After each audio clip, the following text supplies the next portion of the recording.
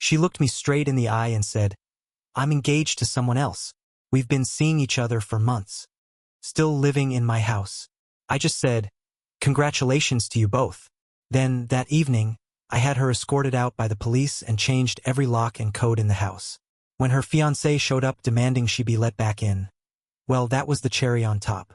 For context, I'm 38, male. My girlfriend, now ex Talia, 33, and I had been together for 4 years. She'd been living in my house for the last 2.5. That night, she made pasta, opened a nice bottle of wine, even set the table like it was some kind of special occasion. I honestly thought she'd gotten a promotion or maybe had some good news to share. Instead, she placed her hand on the table, flashing a diamond ring I'd never seen before.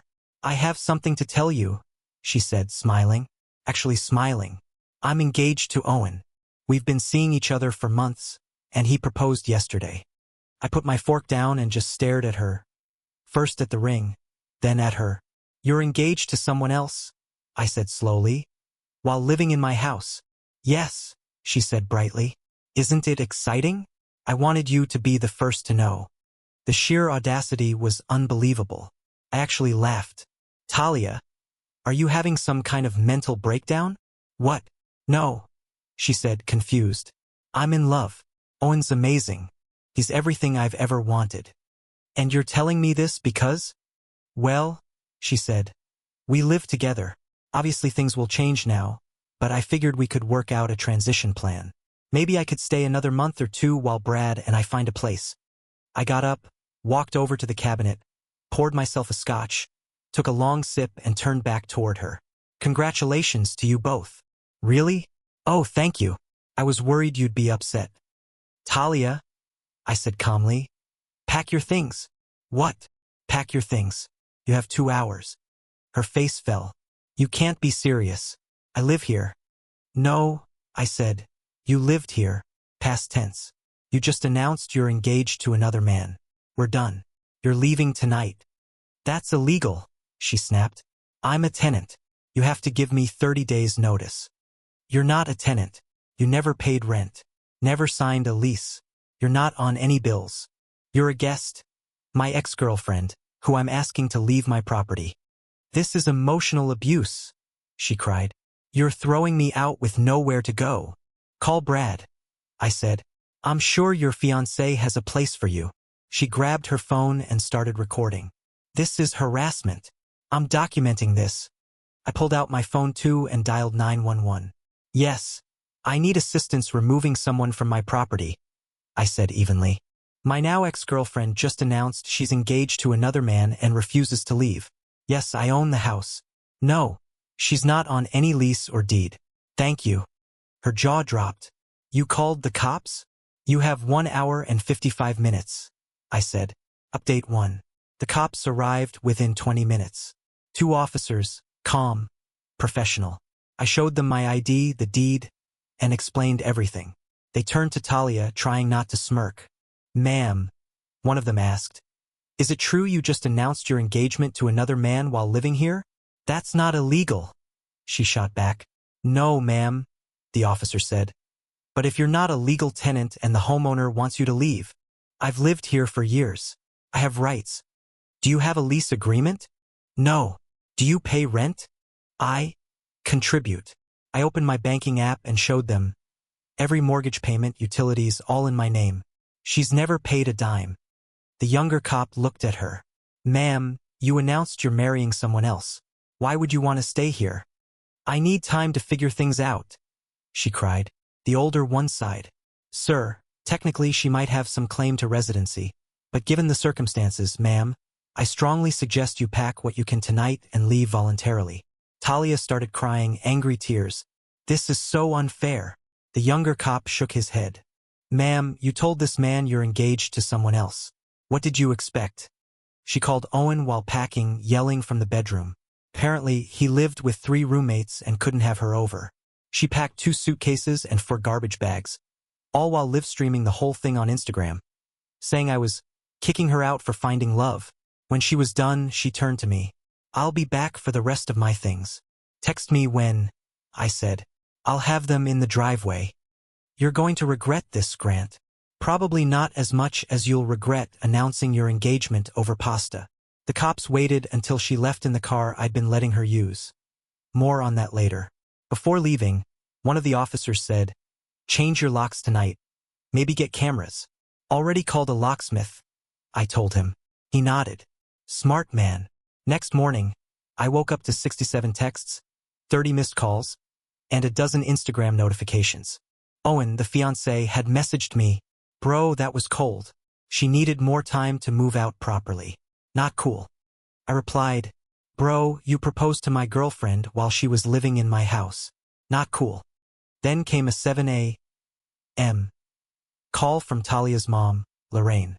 "Grant, what is this? I'm hearing that you threw Ronnie out." "Morning, Lorraine. Did she mention the engagement?" "The what?" "She's engaged to Owen. Been seeing him for months."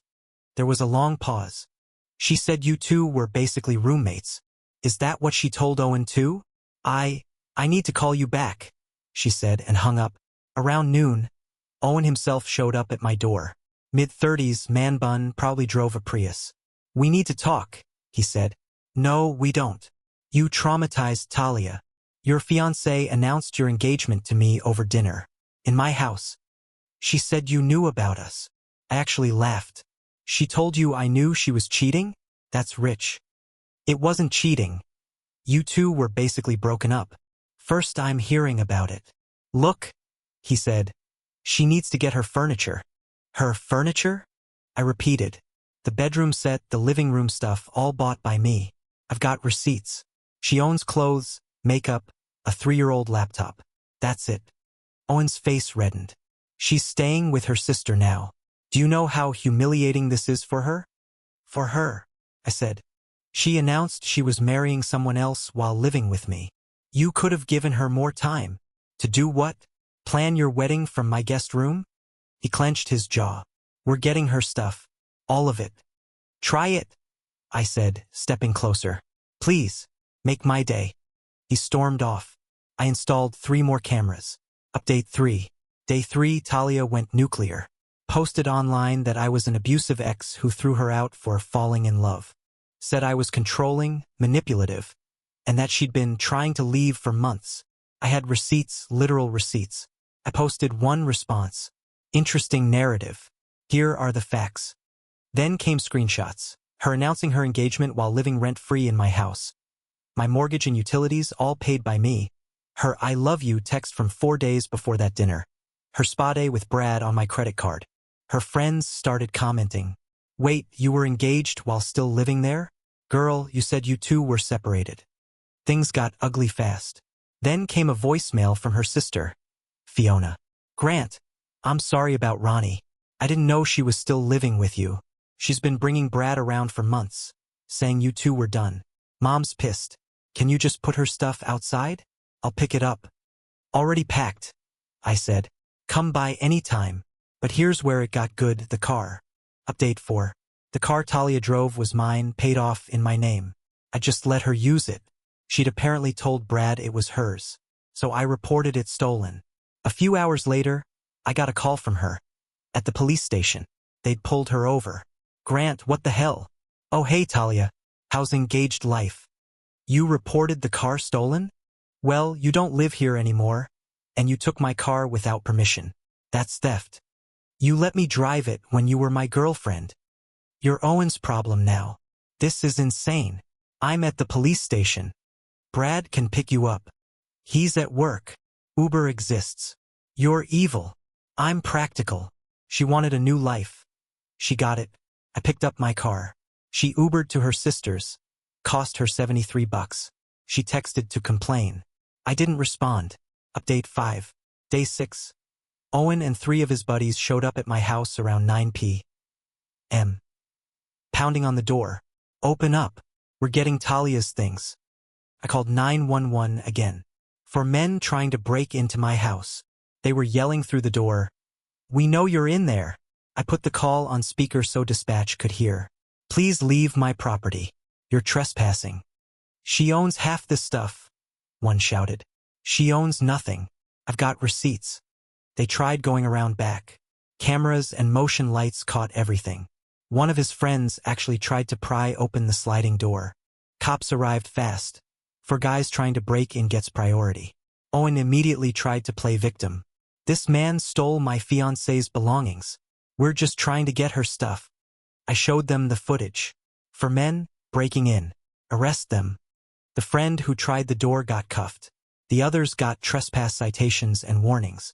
If you come back, the cop said, it's immediate arrest. Owen started screaming about lawyers and lawsuits as they took his buddy away. I looked him dead in the eye. Your fiancée lived here rent-free for 2.5 years while cheating on me. I could sue her for back rent. Want to play the legal game? I've got deeper pockets. Update 6, the family meeting. 10 days later, I got a call from Lorraine, Talia's mom. Grant, can we talk in person? We met at a cafe. She looked exhausted. I need to know the truth. All of it. So I showed her everything, bank statements, receipts, texts from Talia days before the dinner talking about our future together. Even the restaurant receipt from the night before her announcement. Lorraine's face got paler with every detail. She told us you'd been separated for 6 months, that you were just roommates, that she was scared to leave because you were unstable. I'm a project manager at an engineering firm, I said. I own my home. I've never even raised my voice at her. I know, she whispered. She's always been like this. Her father and I enabled it.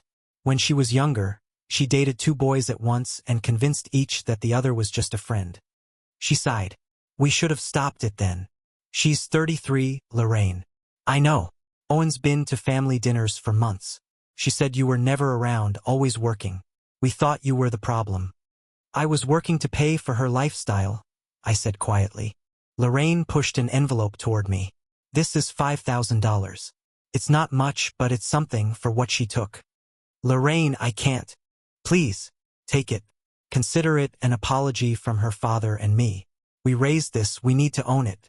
I accepted it. Thank you. She nodded. Owen's already having second thoughts, you know. Now that she's living with Fiona, asking him for money constantly. He's seeing what you dealt with. Not my problem anymore. No, she said softly. It's not. Update 7, the implosion. Week 3. Fiona called me. She's driving me insane. Won't get a job. Won't help around the house. Just sits on Instagram all day talking about her trauma and wedding planning. Owen's been over twice and he's already getting weird about the money. Not my problem, I said. I know, Fiona sighed. How did you deal with it for so long? I thought I loved her, I said. Love makes you stupid. She's telling people you two had an open relationship, Fiona added. That you knew about Owen the whole time. That's new, I said flatly. Did she ever contribute anything? Dinner sometimes, with groceries I paid for. Christ, Fiona said. I'm giving her 30 days. Then she's out. Good luck with that. 2 weeks later, Fiona called again. She won't leave. Says I can't kick her out. She's family. Sounds familiar. Then she said, Owen dumped her. I almost spit out my coffee. What? She kept demanding money. Got mad when he told her to get a job. Then she found out his marketing consultant gig was part-time at his dad's company. He's been lying about having money. They're perfect for each other, I said. Except neither actually has money. Karma's beautiful, Fiona said, laughing. Update 8, the legal threat. Week 5, I got served. A cease and desist from some lawyer she found, demanding I return her property and pay $50,000 for emotional distress and illegal eviction. My lawyer actually laughed out loud. She announced she was engaged while living with you rent-free, and you owe her money? He wrote a 3-page response that basically said, LOL no. Countersuit incoming for 5 years of back rent, $48,000. Her lawyer dropped her immediately. She tried to represent herself, filing 17 pages of nonsense about emotional terrorism and love discrimination. The judge dismissed it in 5 minutes. But here's the best part. She had to list her address. She'd moved in with Owen again. His roommate's address became public record. Update 9, the final card. Week 7. Owen called me. I need your help. That's hilarious. Please. She won't leave. She's not on the lease. She's threatening to say I assaulted her if we try to make her go. And you want my help? Why? You got her out in one night. Yeah, by calling the cops and using security footage. Can you talk to her? Tell her to leave? Brad, my man, I said. You proposed to another man's girlfriend while she lived with him. You made this bed. I didn't know. She said you two were done. And you believed her while she still lived with me. Genius move. I'm an idiot. Yes, I said. Yes, you are. Please, I'm begging you. Fine, here's free advice. Install cameras. Record everything. When she threatens false accusations, call the cops first. First one to call usually wins. Oh, and maybe don't propose to women who live with other men. He hung up. Final update. 3 months later, here's where everyone landed. Talia moved back in with her parents. She's 33, working part-time at a clothing store, posting about her journey of self-discovery and surviving narcissistic abuse. She's engaged again to a guy she's never met in person. Owen, also back with his parents. His roommates kicked him out for bringing drama into their house. Lorraine and her husband sent me a Christmas card with another $2,000 and a note saying they're in therapy for enabling behavior. They've given Talia a deadline to move out. Fiona and I actually became friends. She's in therapy too, finally seeing how much her family dynamic messed her up. As for me, I'm good. House is quiet. Bills are lower. Stress is gone. I started dating someone new, Claire. She has her own house, her own car, and insists on splitting every check. It's strange how normal that feels. And the cherry on top, I ran into one of Owen's old roommates at a bar. He told me the full story. Apparently, Talia convinced Owen to propose by telling him she was pregnant, while still sleeping with me. When he realized the math didn't add up, she tried to fake it. The roommates installed cameras and caught her bragging on video about how men are so easy to manipulate. They showed Owen, who showed the cops. She got escorted out again. She tried to claim illegal recording, but shared spaces don't count. Karma took its time, but it was thorough. Looking back, the red flags were everywhere. She hadn't held a steady job in 2 years, always had a crisis, always an excuse. That dinner? It was a blessing. If she'd played it smarter, I might have wasted more years.